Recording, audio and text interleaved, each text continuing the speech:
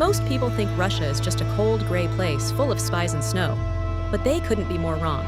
If you only look at the headlines, you're missing out on a country that is literally bigger than the planet Pluto and has everything from tropical beaches to active volcanoes and some of the most beautiful buildings ever made by humans. Russia is so huge that it spans 11 different time zones. That means when someone in Kaliningrad is eating breakfast, someone in Kamchatka is already heading to bed. It's a place where you can find European style in Saint Petersburg, nomadic cultures in Siberia, and ancient history in the Golden Ring. Most travelers stick to the big cities, but that's a mistake because the real magic happens when you venture a bit further. In this video, I'm going to show you the 20 best things to do in Russia, plus give you the secrets on how to actually get around without losing your mind or your money. Stick around because number 7 is a journey that most people only dream of, and number 18 will literally involve getting hit with sticks for fun. The first place you absolutely have to go is Red Square in Moscow. Now don't think red means communism here. In Old Russian, the word for red also meant beautiful. When you stand in the middle of that massive square, you really feel the weight of history. You've got the red walls of the Kremlin on one side and the gum department store on the other. Gum looks like a palace, but it's actually a shopping mall where you can get some of the best ice cream in the city for about $1. You have to try the vanilla scoop in the waffle cone. It's a total Moscow tradition. Right there on the square is the Kremlin. This isn't just one building. It's a giant fortress with cathedrals, palaces, and the office of the president. You can buy a ticket to go inside and see the armory chamber. This place is wild. It's filled with gold carriages, royal crowns covered in diamonds, and those famous Fabergé eggs. It's probably one of the most expensive rooms you'll ever walk into. Just remember that the Kremlin is a working government site, so don't try to wander off the painted paths, or the guards will blow their whistles at you pretty quickly. While you're still in Red Square, you'll see those colorful onion domes that look like they're made of candy. That's St. Basil's Cathedral. It is the most famous building in Russia for a reason. Legend says that Ivan the Terrible liked it so much, he had the architect blinded, so he could never build anything more beautiful. While you're still in Red Square, you'll see those colorful onion domes that look like they're made of candy. That's St. Basil's Cathedral. It is the most famous building in Russia for a reason.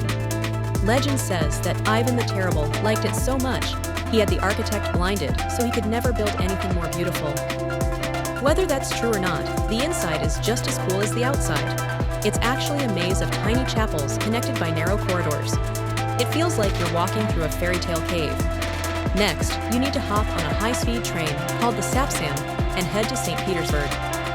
This city was built by Peter the Great to be Russia's window to Europe, and it feels very different from Moscow. The number one thing to do here is visit the State Hermitage Museum. This is one of the biggest and oldest museums in the entire world.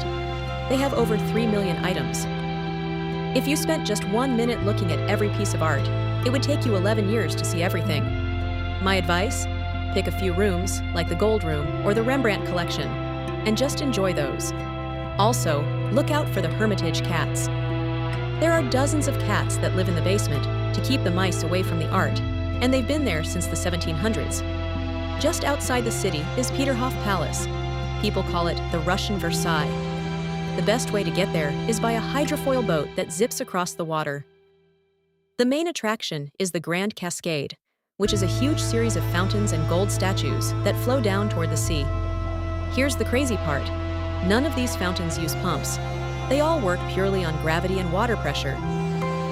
If you go in the summer, make sure you look for the trick fountains in the gardens. They look like normal benches or stones, but if you step on the wrong spot, you get sprayed with water. Kids love it, and honestly, adults do too when it's hot outside. While you're in St. Petersburg, you can't miss the Church of the Savior on Spilled Blood. It looks a bit like St. Basil's in Moscow, but the inside is totally different. Every single wall and ceiling is covered in intricate mosaics made of tiny pieces of glass and stone. It was built on the exact spot where Emperor Alexander II was assassinated, which is where the Spilled Blood name comes from. It took 24 years to build the mosaics, and when you see the detail, you'll understand why. Back in Moscow, you should try to see a show at the Bolshoi Theater. Even if you don't think you like ballet or opera, seeing it here is a different experience. The building itself is stunning with its red velvet seats and giant chandeliers. Russian ballet dancers are some of the best in the world, and the atmosphere in the crowd is electric. Just a heads up, tickets sell out months in advance, so you need to book early. If you can't get a ticket, you can still do a guided tour of the building during the day. Now, let's talk about a big challenge: getting around. Russia is huge, and sometimes you want to see the nature that's thousands of miles away. That brings us to the Trans-Siberian Railway. This is the longest train ride in the world. It goes from Moscow all the way to Vladivostok on the Pacific Ocean. The whole trip takes about 7 days without stopping. It's not just a train ride, it's a test of endurance and a great way to meet locals. You'll sit in a cabin and drink tea from traditional glass holders. You'll probably eat a lot of instant noodles and make friends with a Russian grandmother who will try to share her homemade pickles with you. One of the best stops on the Trans-Siberian is Lake Baikal. This isn't just any lake. It is the deepest and oldest freshwater lake on Earth. It holds about 20% of the world's unfrozen fresh water. If you go in the summer, the water is crystal clear and freezing cold, but it's great for hiking. If you go in the winter, the lake freezes so thick you can drive across it. The ice is famous for having these beautiful white bubbles trapped inside, which are actually methane gas frozen in time. It's one of the most photogenic places on the planet. You don't even have to leave the city to see some of the best architecture in Russia. You just have to go underground. The Moscow Metro is basically an underground art museum. In the 1930s, the Soviet government wanted to build palaces for the people, so they made the subway stations out of marble, bronze, and stained glass. Stations like Komsomolskaya are breathtaking. You'll see people rushing to work past giant statues and gold mosaics without even looking up. It's the cheapest art tour you'll ever take. Just the price of one subway ticket lets you see as many stations as you want.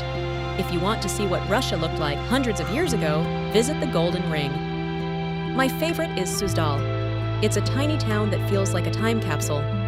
There are no high-rise buildings, just wooden houses and more churches than you can count. You can try medovika, which is a traditional Russian honey drink, and walk through the fields. Nearby is Vladimir, which has the Assumption Cathedral, a building so important that it was used as the model for the cathedrals inside the Moscow Kremlin. For something a bit different, head to Kazan. This is the capital of the Tatarstan region, and it's where east meets west. You'll see the Kazan Kremlin, where an Orthodox cathedral stands right next to a massive, beautiful mosque called Kul Sharif. The mix of cultures here is amazing. The food is also different. You have to try echpochmak, which are triangular pastries filled with meat and potatoes. If you're into adventure, Russia has some of the biggest challenges in the world. First, there's Mount Elbrus in the Caucasus Mountains. It is the highest peak in Europe. It's a dormant volcano with 2 peaks, and even though you can take a cable car, reaching the top is a serious climb. The views from the top are insane. You can see all the way to the Black Sea on a clear day. Then there's the Kamchatka Peninsula in the Far East. This place is wild. It's full of active volcanoes, geysers, and giant grizzly bears. The views from the top are insane. You can see all the way to the Black Sea on a clear day. Then there's the Kamchatka Peninsula in the Far East. This place is wild. It's full of active volcanoes, geysers, and giant grizzly bears. There are very few roads, so you usually have to get around by helicopter or 4x4 trucks. It's one of the few places left on Earth that feels truly untouched. You can hike up to the rim of an active volcano and look down into the bubbling crater, or relax in natural hot springs. For a more peaceful outdoor experience, check out Kiji Island. It's located in the middle of Lake Onega. The island is an open-air museum of wooden architecture. The highlight is the Church of the Transfiguration, which has 22 domes built entirely out of wood without a single nail. Back near Saint Petersburg, you have to visit the Catherine Palace in Tsarskoye Selo. This was the summer residence of the Russian Tsars. The outside is painted a bright blue, but the inside is all gold. The most famous room is the Amber Room. It's a room where every wall is covered in panels made of real amber, gold leaf, and mirrors. Russian craftsmen spent decades recreating it perfectly.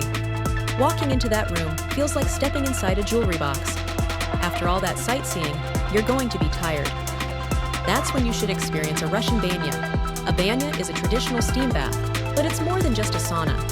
It's a social event. You wear a funny felt hat to keep your head from overheating, and you sit in a very hot room. Then, someone might hit you with a venik, which is a bundle of dried birch or oak branches. It sounds painful, but it actually improves your circulation. Afterward, you're supposed to jump into a cold pool or even a pile of snow. It's the ultimate way to bond with locals.